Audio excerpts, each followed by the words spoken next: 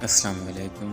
ایک بہت ہی بری خبر شیئر کریں گے آپ کے ساتھ۔ سیلاب سے ڈیرہ اسماعیل خان کا 60% حصہ پانی میں ڈوب گیا۔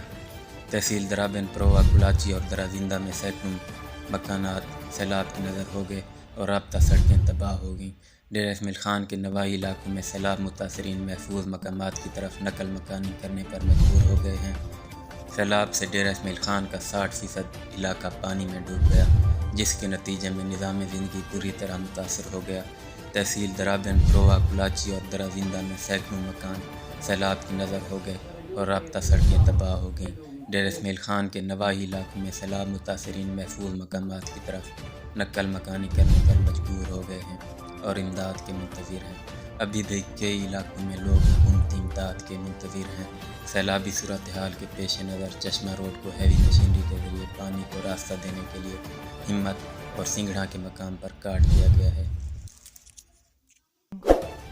آپ سے گزارش ہے ویڈیو کو لائک کر دیجیے گا اور چینل کو سبسکرائب کر دیجیے گا۔ مزید اپڈیٹس کے لیے دیکھتے رہیے ریختہ نیوز چینل۔